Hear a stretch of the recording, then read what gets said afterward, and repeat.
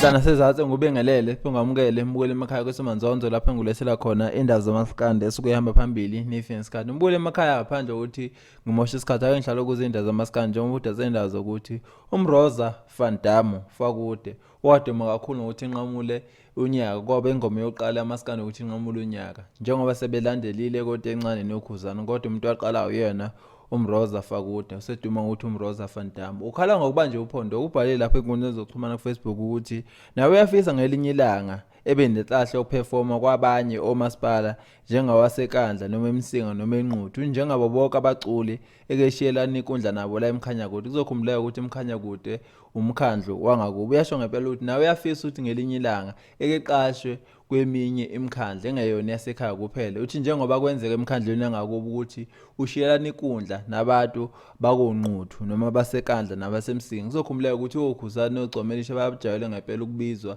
komasipala abakhona ngaphansi kwaseMkhanyakude kodwa uMroza kwajwayele ukubizwa komasipala bangaphansi kwasekandla noma eMsinga uyakhala ngempela uMroza ngempela ukuthi leto ngathi imphathaka uzwabhala lapha egcineni ukuthi kodwa nakaphiwanga ngempela ukukhuluma kodwa waphiwa ukucula ngokuphela abantu abaningi ukubala ukukhona ngempela abalandeli bakhe uMroza van Damme uyasho ngempela ukuthi lento yenzeka kuMroza ayikho kahle ngempela ngoba sekubonakala ngempela ukuthi lo mculo ubanjwa ngophondo lemculo yamaskane usegcina ngempela uqashwa le ngakubo eMkhanyakude kuphela kodwa kwamanye umasipala umuntu ongaqasha kodwa umuntu ngempela owadumayo ngale ngoma ethi sobulala uVan Damme namhlanje mbule emakhaya ke uthini ukuphala wakho uma ukuthi insizwe izikhalela kanje ngempela icela uqashwa ekubeni abantu abaningi njengoba isikhanso khetho baqasha ubuthaphuthapho kodwa kusekhona umuntu